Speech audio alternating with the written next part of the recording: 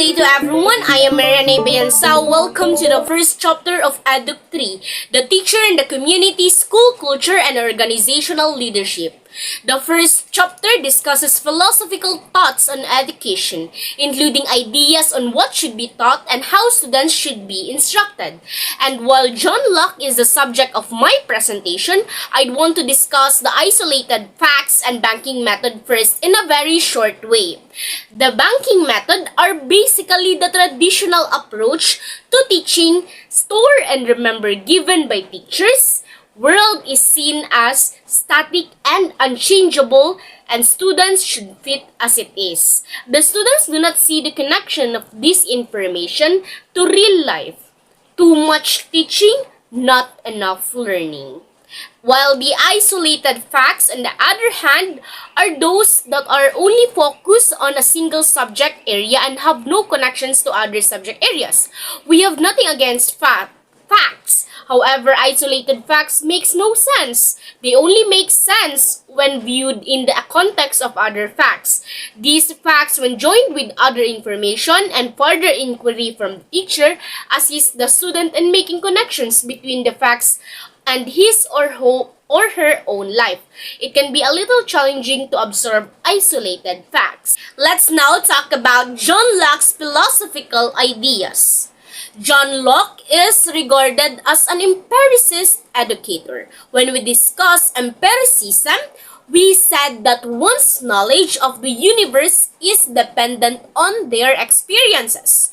Your current understanding of who you are and what you have encountered throughout your life, as well as your interactions with the others, are the things you have accumulated for the experience of your life. John Locke is notable for his belief that every human being is born with a blank slate or tabula rasa. When a child is born, the paper is blank and has nothing on it.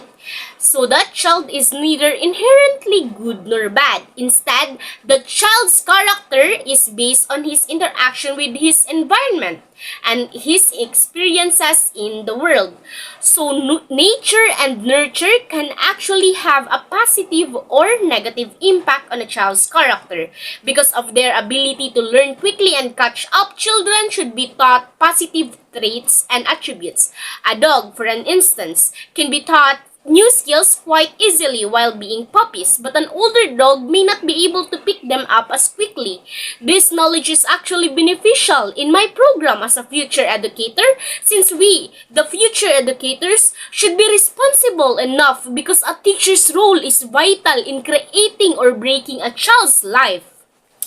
John Locke was not a big fan of the classics, which means he didn't think individuals could learn or that knowledge only came from literary sources like Greek or Latin.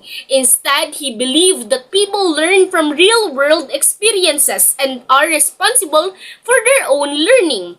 The most significant contribution that John Locke made to our understanding of the world is his rejection of the notion of the king's divine rights or divine rights of the kings, and his assertion that aristocrats are not born to govern. Civic education is required if people were to build their own government and choose their own political leaders from among themselves. Let us take a look at the political dynasties here in the Philippines. So if your father is the president, that does not indicate that your children or grandchildren should also be part of the government. That is why, according to John Locke, no one is destined to be a ruler forever. And that's how good ideas of John Locke are. And before I end this session, let me leave you the things you need to remember about John Locke. Here are some takeaways. John Locke believed that education is not the quest for information found in the great books. It involves students engaging with real-world experiences, comparing them, and reflecting on those same real-world experiences. The learner is an agent of his or her own learning, not a passive one.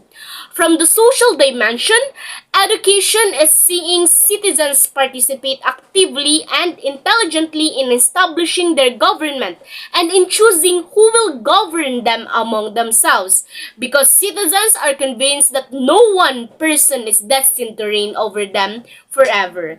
Once again, I am Marian A. Bayansao. Thank you and have a blessed day ahead, everyone.